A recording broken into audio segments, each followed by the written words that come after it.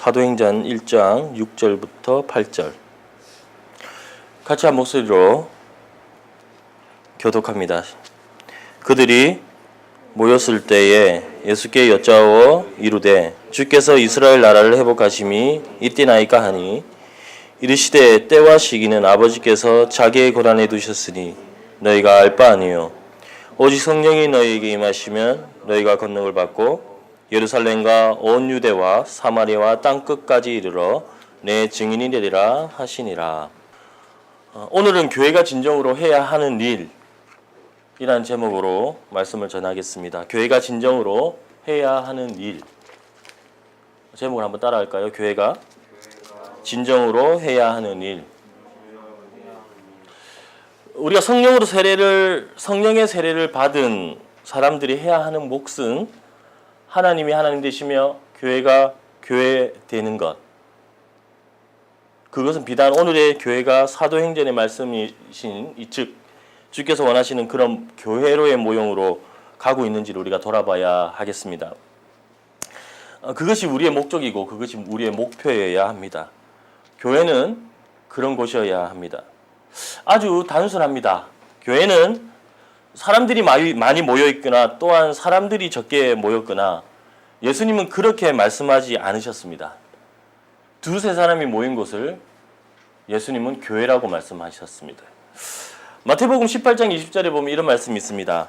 두세 사람이 내 이름으로 모인 곳에는 나도 그들 중에 있느니라. 그렇게 교회는 사람이 적다, 많다의 차이점이 있는 것이 아니라 얼마나 하나님께서 원하시는 교회로 가고 있는지가 참 중요합니다. 사람들에게는 참 숫자가 중요하죠. 그렇지만 하나님 편에서는 숫자가 그리 중요하지 않습니다. 숫자가 적든 성도의 숫자가 많든지 얼마나 교회가 교회의 모습을 하고 있는가에 하나님은 초점을 맞추시고 계시다는 사실입니다. 그렇게 교회는 단순하고 명료해야 합니다. 교회가 참 모습을 갖추고 또한 그 본질을 회복하기 위해서 그리고 교회가 되기 위한 제시를 주신 주님께서 말씀해 주신다는 사실입니다. 즉 우리가 함께 나누었던 세 번의 말씀 가운데에 예수님께서는 1장 1절부터 5절까지 이 하나님의 나라의 일을 위해서 그리고 이 말씀의 기초요 시작인 예루살렘을 언급하면서 그리고 사역의 힘은 예수 그리스도 그리고 성령이고 즉 이 성령 세례를 통한 것임을 말씀해 주셨습니다. 예수께서 고난받으시고 또한 죽으심과 부활을 통해서 그런 사실들을 우리에게 친히 보여주셨죠. 그것은 하나님의 나라를 위해서라고 우리는 함께 배웠습니다. 그것은 제자들이나 많은 이들에게는 참 기막힌 정보였습니다. 기막힌 소식입니다.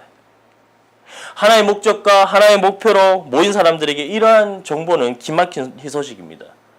기쁜 소식이죠. 이것이 단순 명료하게 사람들에게 들려졌습니다. 초대교회 사람들, 그곳에 모인 지금에 모인 사람들에게 주는 정보이고 사실이라는 사실입니다. 진리는 단순 명료한 것입니다. 예수님은 말씀하십니다. 너희들에게 주는 증거들 고난을 받고 부활했으며 40일 동안 보인 것은 하나님 나라의 일을 위해서 복음을 위해서라고 분명히 제시해 주셨습니다. 그런 본질을 현재의 교회가 그것에 대한 것만 제시만 해도 교회는 교회되고 세상은 변화될 것입니다. 그런데 그렇지 못하잖아요. 그것은 예수님의 의도와 뜻을 아직도 간파하지 못한 것이고 또한 어쩌면 알면서도 그것을 지키지 않는 죄 때문인지도 모르겠습니다. 오늘 우리가 함께 나누는 이 사도행전의 사실적 정보와 오늘날의 정보를 한번 비교해 보십시오. 우리들은 수많은 정보에 시달릴 만큼 그런 정보나 사건, 사고에 노출되어 있음을 여러분들 보게 분명합니다. 실은 많은 기사들 중에는 우리가 알아야 할 부분도 있지만 요즘의 내용들을 자세히 여러분들 들여다보면 지극히 파괴적이고 악랄하고 마귀적인 것들로 가득 차 있는 것을 여러분들도 아실 겁니다.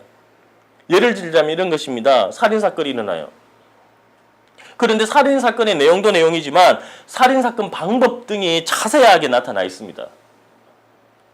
요즘 자살의 기사를 보면 모두에게 노출되어 있듯이 어제 오늘 일이 아니잖아요.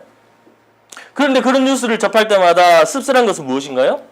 몇 명이 죽었다는 그런 어떤 사실적인 어떤 그런 뉴스는 뭐 그런 것은 좀 괜찮습니다. 그런데 어떻게 죽었느냐느니 뭐 연탄불을 피웠다느니 뭐 그런 방법까지도 명시해 줌으로써 모방 범죄를 이런 양상시키는 일이 지금 현주소입니다. 어쩌면 그것이 사람들의 양면성이라고 볼 수 있는 거죠. 파괴적인 면이 있다는 겁니다.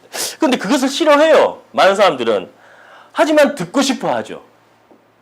더 파괴적이고 더 악랄하고 더 반칙적인 것들을 사람들이 싫어하면서도 그러한 것을 듣고 싶어하는 그런 양면성이 있습니다. 이것이 어쩌면 육체를 가진 자들의 연약한 모습이라는 거죠. 또한 제가 듣고 있는 많은 말들과 그런 정보 등이 어쩌면 알지 말았으면 하는 그런 말아야 할 정보와 사건들 등이 사실은 더 많습니다. 그리고 같이 들음에도 같은 해석을 하는 사람들도 있지만 다른 해석을 하는 사람들도 있지 않습니까? 그런 것이 어쩌면 지금의 교회이고 지금의 세상이라는 거죠. 그것은 지금 모이기를 갈망하는 교회에도 마찬가지였습니다. 지금 모이기를 갈망하는 사람들에게도 마찬가지였습니다. 자, 오늘 본문 6절을 한번 보실까요? 6절을 같이 한번 읽어봅시다. 시작. 그들이 모였을 때에 예수께 여짜오 이르되 주께서 이스라엘 나라를 회복하심이 이때나이까 하니. 한글 성경에는 번역되지 않은 접속사가 있는데 그러므로 단어가 빠져 있습니다. 그러므로. 그것은 4절 5절에 이어서 나오는 단어입니다. 바로 성령 세례, 성령 강림의 약속에 이어서 이 다른 내용이 나오고 있는 것이 오늘 본문이에요. 그렇기 때문에 제자들에게는 지금 흥분된 상태에 있는 거죠. 그런 사람들이 모인 겁니다. 그러니까 성령을 약속했고 예수님께서 성령을 받으면 정말 여러분들이 세례를 받을 것이다. 하나님께서 약속하신 그런 흥분된 상태로 그 들은 자들이 모인 겁니다. 사도행전에는요, 모이다라는 말은 참 자주 씁니다. 자주 인용해요. 이처럼 사도행전은 모이는 것이 빈번한 것처럼 교회의 시작이고 또 그 교회가 급속한 확장을 이루게 되는 것, 무엇보다 초대교회의 역동적인 모습이 고스란히 드러나 있는 곳이 바로 이 사도행전입니다. 교회를 헬라어로 에클레시아라고 합니다. 그 뜻은 부름 받은 자의 모임이라는 뜻입니다. 그 문자적 의미를 가지거든요. 에클레시아. 부름 받은 자들이 지금 모여 있는 겁니다. 그들이 그럼에도 질문의 내용은 영적 무지를 나타내는 질문을 하고 있다면 여러분들은 어떻게 생각되십니까? 6절을 다시 한번 보세요. 그들이 모였을 때에 예수께 여쭈어 이르되 주께서 이스라엘 나라를 회복하심이 이때니까 하니. 여기서 회복한다는 말은 아포카디스타네이스, 그 원형인 아포카디스테미느라는 종말의 의미로 쓰여졌다고 합니다. 이것은 마지막 때에 하나님에 의해서 바른 질서, 바른 것을 회복한다는 의미를 가지고 있습니다. 이 상황에서 제자들의 질문은 이거예요. 그런데 모든 불의의 세력을 멸하실 날이 언제입니까? 또한 예수께서 성령 세례에 대해 언급하실 때 이들은 그 시점들이 자신들이 속박당했던 로마의 정치로부터 해방하고 싶었던 것입니다. 그들은 영적인 하나님 나라가 통치자가 아닌 어떤 것을 생각하고 있었을까요? 정치적인 메시아예요. 자기 민족 이스라엘을 회복될 시기는 언제인가를 묻고 싶은 거예요. 그래서 주께서 이스라엘 나라를 회복하시면 언제입니까? 라고 지금 그들은 묻고 있는 겁니다. 예수님께서는 분명히 부활을 언급하셨잖아요. 이제는 내가 영적 메시아임을 확인시켜줬음에도 불구하고 아직도 이들은 정치적 메시아로만 생각하고 있다는 것입니다.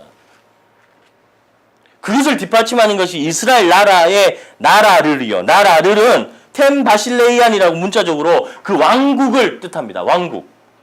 그 표현 당시에는 뭐예요? 유대에는 왕이 없었다는 것을 말하는 거죠. 이스라엘은 그러니까 주권 국가가 아니었음을 지금 보여줍니다. 그 당시 이스라엘은 로마의 지배를 받고 있었기 때문에 그리고 빌라도 총독에 의해서 그리고 모든 주권이 로마에 있음을 보여주고 있었던 것입니다. 그렇게 유대인은 이스라엘 정치적인 어떤 주권 회복을 간절히 받아든 차에 이 질문을 던지고 있는 거예요. 그렇다면 우리들의 모습을 한번 보십시오. 지금 초대교회 성도들의 질문이 무지의 모습에서 비롯되어진다 해도 지금 우리들은 어떻습니까? 저와 여러분이 지금 교회가 이 무지를 넘어서 교회를 세우고 성도들이 모이는 곳인데 지금 우리 공동체도 교회잖아요?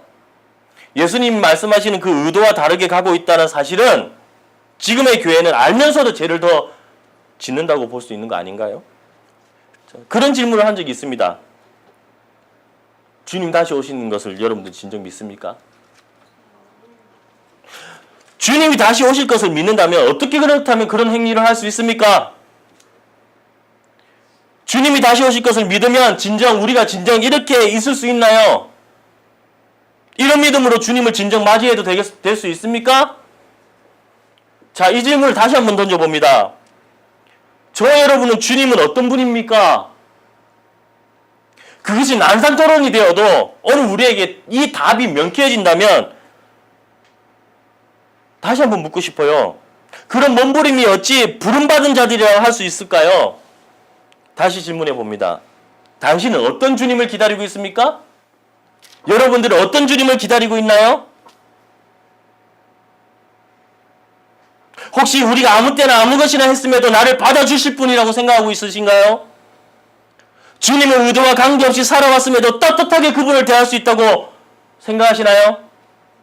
나의 그 거짓 행동이 주님을 가렸음에도 불구하고 난 주님을 주의를 지켰고 예배에 빠지지 않았다고 항변하실 것인가요? 나의 불순함으로 인해서 성공이 주님과 관계없음에도 불구하고 인정해달라고 여러분들이 항변하실 것인가요? 나의 이상한 야릇한 방법이 돈을 끌어들이는 도구가 되었고 그것이 11조를 드리고 주님을 위해 헌금했다고 항변하실 것인가요? 그분 앞에 어떻게 떳떳하게 그리고 주님의 얼굴을 구할 수 있단 말인가요?